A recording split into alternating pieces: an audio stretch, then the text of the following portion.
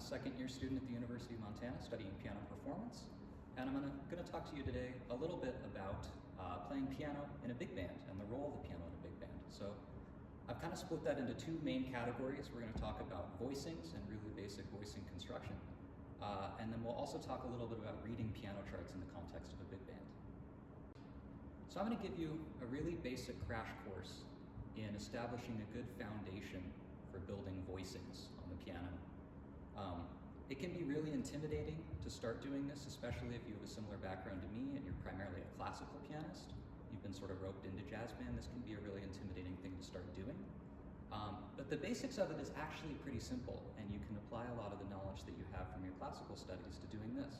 So I've made kind of a short checklist here, and the first one is kind of surprising to a lot of people initially, and that's not to play the root note. So in a C major 7 chord, like the one shown above, you don't play a C, which is surprising, again, to a lot of people initially, because that's the first note. You think that has to be the most important note. And it is super important, but in a big band, your bass player is actually playing the root note all the time. So it's not your responsibility. You don't have to cover it. Don't play it. The next two most important notes are the thirds and the sevenths. And these notes determine the chord quality of the chord that you're playing. So as you can see at the PDF, we have C major 7, and then C minor 7, and C dominant 7.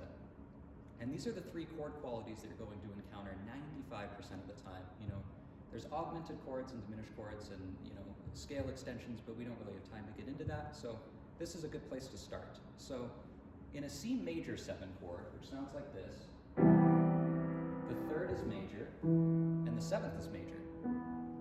In a C minor 7 chord, the third is minor, and the seventh is minor. And in a C dominant 7 chord, the third is major, but the seventh is minor. And you might have heard of that chord referred to as a major-minor 7th chord in classical theory, but in jazz it's almost exclusively referred to as a dominant chord. So now that we're familiar with the three basic qualities of chords that you'll encounter in jazz music, let's practice building a few basic shell voicings, which are voicings using the third and the seventh of various chord qualities. So we're going to use the exact voicings at the top as examples. We're going to use C major 7, C minor 7, and C7. Finding the third and the seventh can be daunting initially if you're unfamiliar with this, but it really is as simple as it sounds. If it's a C chord, C is 1, and you just count 1, 2, 3, and that's your third. The same's true of the seventh. You just count 1, 2, 3, 4, 5, 6, 7, and that's your seventh. So you just have to play E and B together, and those are your thirds and sevenths. On its own, this can sound kind of ambiguous and even wrong, but if you add the root note, a C, with your left hand, you'll hear a really clear major 7 sound. And as your bass player in a big band is going to be playing the root note, this is all you need to focus on playing. You can do it with 1 or 2 hands, whatever's most comfortable initially. That's a major 7. In a minor 7 chord, the exact same thing is true. You count up 1, 2, 3, and 1, 2, 3, 4, 5, 6, 7, but you have to lower the third and the seventh because both are minor. Again, that's a really clear minor 7 sound. On your own, if you're practicing this, you might run into the same thing you did with the major 7 chord, which is that it sounds ambiguous. But if you have a hard time hearing that harmony, go ahead and play the root note an octave below, and it will really give you a clear idea of what that should sound like. So the last one we'll practice is the dominant 7th chord. The same exact thing is true. Count up 3, count up 7. And the third is major here, but now the seventh is minor. So it's kind of a mix between the major and the minor chords. Now that we have a basic understanding of building shell voicings for major, minor, and dominant 7th chords, I'm going to talk a little bit about voice leading. We're not going to get too deep into this because this is a pretty complicated topic that definitely can be a rabbit hole. But we're just going to talk about it in the context of inverting the shell voicings that you now know how to create. A good way of doing this is taking, for example, the C dominant 7th chord and just changing it so that the 7th is your bottom note and the third is your top note. Now there's a few reasons that you would want to be able to do this and have this in your repertoire. One of the first reasons is that not every key is going to lay in the right part of the piano that you want it to. So if you invert it, like C for example, it takes it to a different register. So maybe if you're playing F and you feel like this is too muddy, you could invert it and bring F up here. And that's a more natural place for that chord shape to lie. Another reason is for voice leading. So if we were going from a C7 chord to an F7 chord, it sounds like this.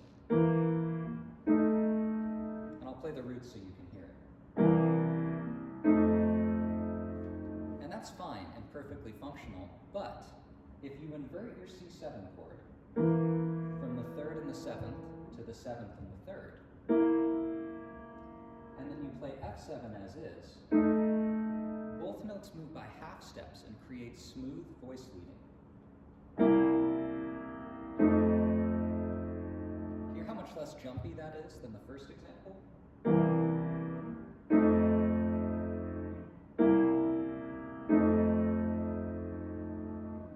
Smooth voice leading is a priority on the piano, and it's a great idea to be able to practice both of these sets, both the 3rd and the 7th, and then the 7th and the 3rd, and be able to switch between them to create more smooth voice leading.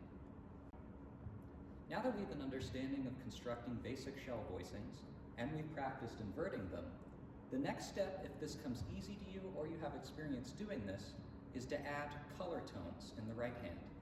Again, I won't get into extensions and scale extensions and alterations in this video. That's a rabbit hole that we don't have time for. But the best advice I can give you is just to experiment playing different notes in your right hand and following your ear to see if you can create smooth voice leading and interesting but functional note choices.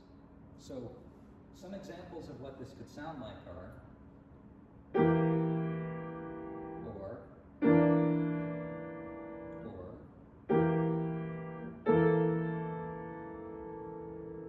It's entirely up to you what sort of sounds you create, and there are all kinds of resources online that you can use to take this further if this is a concept you're interested in. Eventually, you can build some pretty crazy sounding chords, like, for example,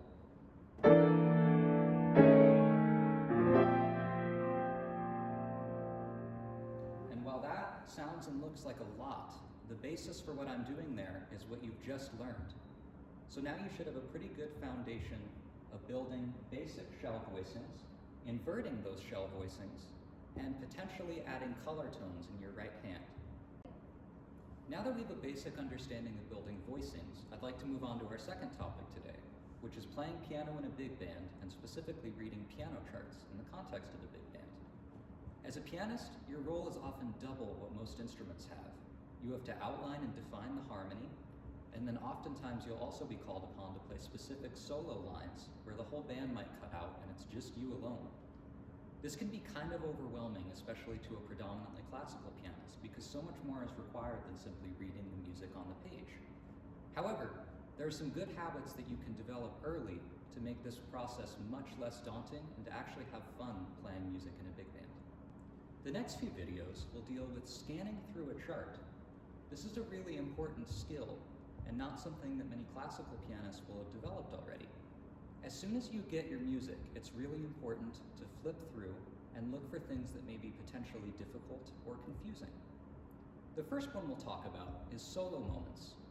Oftentimes in big band music, the whole band will cut away and leave just the piano to perform a quick solo moment before the band comes in. There's no better example of this than the Count Basie big band, where oftentimes a chart will end with the band cutting out and Basie playing some sort of. Messing these sorts of moments up can be kind of devastating because it'll throw off the rest of the band and you can ruin the very end of the chart when you're so close to being done. This is a really common mistake, and I hear this stuff all the time in young pianists playing, and honestly it's a mistake that I still make myself too. Being able and having the facility to scan through a chart right at the start and trying to find those solo moments and being proactive about them will greatly cut down on the amount of mistakes that you make in this sort of context. The next thing we'll talk about is the form of these charts and difficult or tricky devices that are used, such as repeats with different endings, or coda devices. The first one we'll talk about is repeats. Now these are something in classical piano you definitely might have encountered, but something that's relatively unique to jazz, or at least isn't featured super predominantly in classical, are extended first endings and second endings. On the PDF you can see a good example of this, and while this is an example that we might be more familiar with, oftentimes a first ending could be up to 8 measures long. By the time you might realize that there's a second ending, you could be several measures into that second ending and not know it. You could have been playing through the beginning of the first ending. This can be a really difficult thing to be proactive about and to look ahead on, because oftentimes it's something that we take for granted. And earlier today in a rehearsal, I made this exact mistake, so believe me, this is something that can come up a lot. Scanning through a chart right when you get it and looking for tricky repeats can be a really great way to make sure you stay with the band, and it can really improve your reading in a simple way. The next tricky form device we'll talk about is the coda and the other symbols that are related to that. This one took me a while to figure out, and this still trips up Jazz 1 and other collegiate big bands. We're going to cover a few of the symbols used and how they relate to each other in order to make this sort of difficult, confusing thing a lot less hard to keep track of. The first shape we're going to look at in your example on the PDF is the one right in the middle at the very top, on the top line. This is called the DS commonly. And the DS is the spot that you're supposed to repeat back to at the end of the form. You can see at the end of these 8 bars, we have DS al coda written. All this means when you see that is that starting from that measure, at the end of measure 8, we need to go back and play from measure 3. The other thing that you'll see often at the end of those 8 bars would be DC al coda. And the difference here, despite being almost the same thing, is that in a DC al coda, you don't have that symbol at measure 3. You just repeat back to the very top of the form. The next thing that you can see is what's called the actual coda symbol, and that's sort of the circle with the plus sign in it. Once you repeat back to the DS, you play through the chart exactly how you did the first time until you encounter the coda. When you see this symbol, it means you're not playing the rest of the chart as you did the first time. You jump directly to the coda, which in this case is that third line, those last 4 measures. Again, this can be really confusing and difficult to do, especially when sight reading music, but if you understand how these devices work and you get some charts under your belt that do this sort of thing, it won't be too difficult. So we'll go through really quick as if we were playing the piece, and I'll just talk you through how all of these elements work in context. On our first playthrough, we go straight through measures 1 through 8 until we arrive at the DS. Once we see that, we repeat back to the symbol in measure 3, and we play from measure 3 through measure 6. Once we get to measure 7, we have the coda symbol, and that takes us to the coda of the chart. So we don't play measures 7 and 8 again. We go directly to the last 4 bars in the coda and play that, and then end the chart. The last thing I want to talk about doesn't have to do with reading the chart itself, but it still has to do with the music in the charts. And I cannot stress enough the importance of finding recordings of the music that you're playing with and listening to jazz music in general. It can be really easy, especially as classical musicians, as I've said so many times, to be sort of set in a way of doing things, and often listening isn't a huge part of that, but nothing will improve your jazz playing more quickly than listening to the music itself and playing along with recordings. This is a great way to hear comping rhythms, the way that pianists on those recordings play, maybe even pick out some of the voicings they use, and most importantly, to develop a good sense of time and a strong time feel. So maybe after you're passed out a chart, after rehearsal ends, that night, if you're going to practice it, make some of that practicing time finding a good recording of it, and listening to it and playing along with it. Seeking out recordings is a huge part of playing this music, and don't be afraid of asking your band director for recordings as well if you have a hard time finding them. Your band director is typically going to be a horn player and is going to spend a lot of time working with the horns, but that shouldn't dissuade you from asking them questions.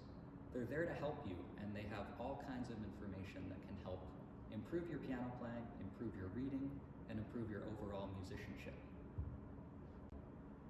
Thanks so much for listening today. We covered a lot of things. We covered basic voicing construction, getting off the root, playing the thirds and sevenths, inverting those thirds and sevenths for smooth voice leading, and potentially adding color notes in your right hand to make the voicings more interesting and your own. We also covered playing in a big band and reading charts. We covered looking for solo moments that can potentially hang you up. We covered tricky form devices, such as repeats and codas, and we also discussed the importance of listening to this music in its original form. Thank you so much for listening, and I hope this helped.